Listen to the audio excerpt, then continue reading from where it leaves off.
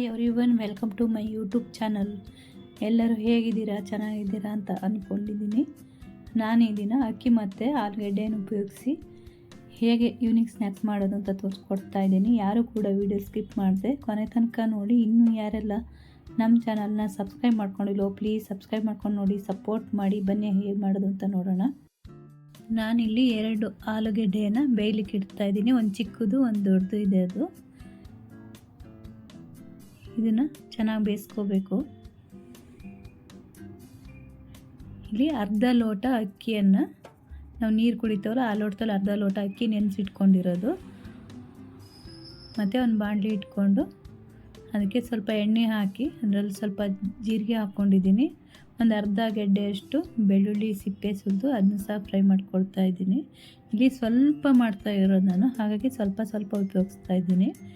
ಇಲ್ಲಿ 1 tomato, 2 tomato ಹಾಕಿದರೆ ಚೆನ್ನಾಗಿರುತ್ತೆ. ಇದು 1 ಟೊಮೊಟೊ, ಸಿಹಿ ಟೊಮೊಟೊ. ಇದು ಹುಳಿ ಟೊಮೊಟೊ ಆದರೆ ಚೆನ್ನಾಗಿರುತ್ತೆ. ಹುಳಿ ಟೊಮೊಟೊ ಇರಲಿಲ್ಲ, ಹಾಗಾಗಿ ಇದನ್ನು ಹಾಕಿದ್ದೀನಿ. ಇದನ್ನು ಇವಾಗ ಎಣ್ಣೆಯಲ್ಲಿ ಫ್ರೈ ಮಾಡ್ಕೋಬೇಕು. ನೋಡಿ, 2 ಕಡೆ ಕೂಡ ಈ ಥರ ಫ್ರೈ ಮಾಡ್ಕೋಬೇಕು.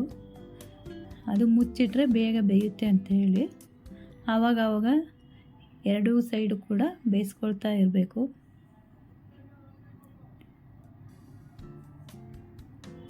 ನೋಡಿ, ಈ ಥರ ಟೊಮೊಟೊ ಚೆನ್ನಾಗಿ ಬೆಂದು ಸಿಪ್ಪೆ ಎಲ್ಲ ಬಿಡಬೇಕು, ಸ್ಮ್ಯಾಶ್ ಆಗೋ ರೀತಿ ಇರಬೇಕು. ಇಲ್ಲಿ ನಾನು ಒಂದು ಚಿಕ್ಕದಾಗಿ ಹಸಿಮೆಣಸಿನ್ಕಾಯಿನ ಕಟ್ ಮಾಡ್ಕೊಳ್ತಾ ಇದ್ದೀನಿ. ಒಂದು ಅರ್ಧ ಈರುಳ್ಳಿಯನ್ನು ಕಟ್ ಮಾಡ್ಕೊಳ್ತಾ ಇದ್ದೀನಿ. ಸ್ವಲ್ಪ ಕೊತ್ತಂಬರಿ ಸೊಪ್ಪು ಮತ್ತು ಸ್ವಲ್ಪ ಸೌತೆಕಾಯಿ ಇಷ್ಟನ್ನು ಚಿಕ್ಕದಾಗಿ ಕಟ್ ಮಾಡ್ಕೋಬೇಕು. ಇದು ಬೆಂದು ಆರಿದೆ, ಇವಾಗ ಸ್ವಲ್ಪನೇ ಬಿಸಿ ಇದೆ. ಇದ್ರ ಮೇಲ್ಗಡೆ ಸಿಪ್ಪೆಯನ್ನು ತೆಗಿಬೇಕು. ಇದಿಲ್ಲದೆ ಇದ್ರೂ ಚೆನ್ನಾಗಿರುತ್ತೆ. ಹುಳಿ ಟೊಮೊಟೊ ಆದರೆ ಚೆನ್ನಾಗಿರುತ್ತೆ.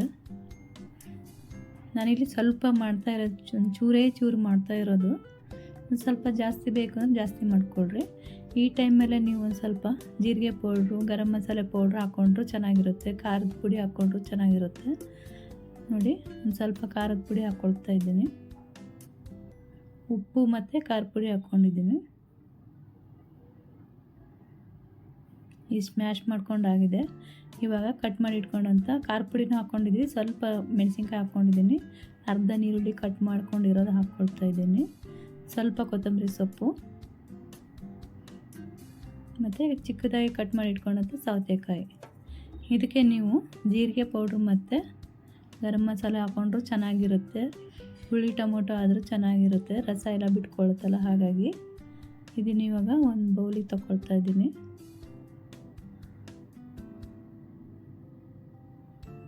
ಸ್ವಲ್ಪ ನೀರು ಹಾಕಿ ತೆಳು ಮಾಡ್ಕೋಬೇಕು.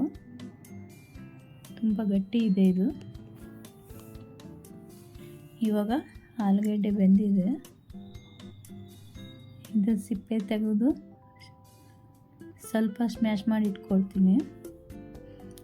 ಅರ್ಧ ಲೋಟ ಅಕ್ಕಿಯನ್ನು ಮುಂಚೆನೇ ನೆನೆಸಿಟ್ಟಿದ್ದೆ ಬೆಳಗ್ಗೆ. ನಾನು ಇಲ್ಲಿ ಸಂಜೆ ಮಾಡ್ತಾ ಇರೋದು.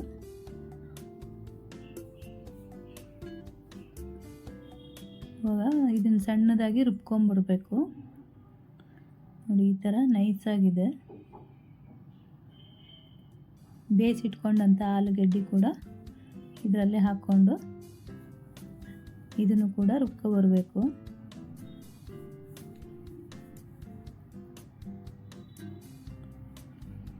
ನೋಡಿ, 2 ರುಬ್ಬೆ ಆಗಿದೆ. ಇವಾಗ ಇದನ್ನು ಒಂದು ಬೌಲಿಗೆ ಹಾಕ್ಕೊಳ್ತಾ ಇದ್ದೀನಿ.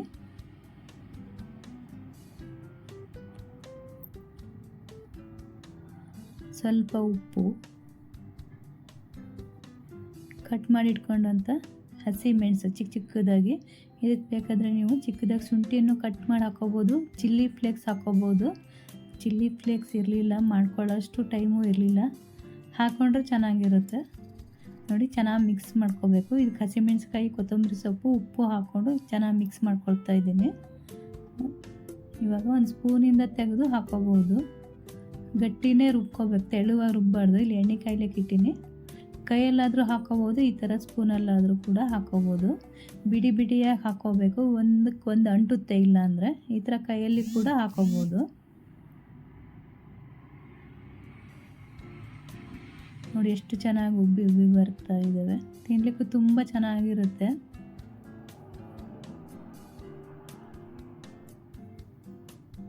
ಎರಡು ಸೈಡು ಸಹ ತಿರುಗಿಸಿ ಬೇಯಿಸ್ಕೋಬೇಕು.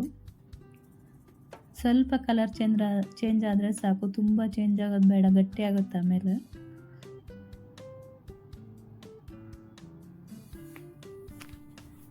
ನೋಡಿ ಈ ಥರ ಸ್ಪೂನಲ್ಲಿ ಬಿಡಿ ಬಿಡಿಯಾಗಿ ಹಾಕೋಬೇಕು.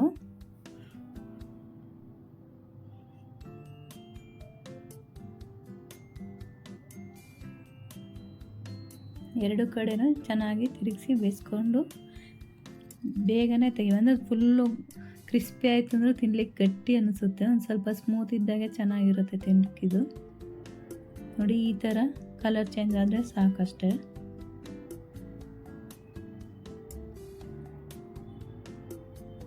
ನೋಡಿ ಎಲ್ಲ ಮಾಡಿ ಆಗಿದೆ. ಇವಾಗ ನಾನಿಲ್ಲಿ ಟಿಶ್ಯೂ ಪೇಪರ್ ಮೇಲೆ ಹಾಕಿದ್ದೀನಿ. ಇವಾಗ ಒಂದು ಪ್ಲೇಟಿಗೆ ಸರ್ವ್ ಮಾಡ್ತಾಯಿದ್ದೀನಿ. ನಾನು ಸಂಜೆ ಟೀ ಜೊತೆಗೆ ಮಾಡಿರೋದಿದು. ನನಗೆ ಕೆಚಪ್ ಜೊತೆ ತುಂಬ ಇಷ್ಟ ಆಯಿತು ಚಟ್ನಿಗಿಂತ. ಈ ಥರ ಬೇಕಿದ್ರೂ ಮಾಡ್ಕೊಳ್ಳಿ, ಇಲ್ಲ ಕೆಚಪ್ಪೇ ಚೆನ್ನಾಗಿರುತ್ತೆ ತಿನ್ನಲಿಕ್ಕೆ.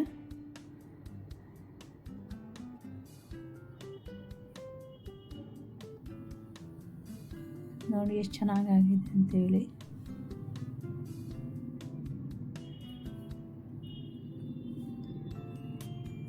ಇದು ಕ್ರಿಸ್ಪಿಗಿಂತ ಸ್ಮೂತ್ ಇದ್ರೇ ಚೆನ್ನಾಗಿ. ಈ ವಿಡಿಯೋ ಇಲ್ಲಿಗೆ ಎಂಡ್ ಮಾಡ್ತಾ ಇದ್ದೇನೆ. ಇಷ್ಟ ಆದಲ್ಲಿ ಲೈಕ್ ಮಾಡಿ, ಕಮೆಂಟ್ ಮಾಡಿ, ಸಬ್ಸ್ಕ್ರೈಬ್ ಮಾಡ್ಕೊಂಡು ನೋಡಿ, ಸಪೋರ್ಟ್ ಮಾಡಿ. Thank you for watching.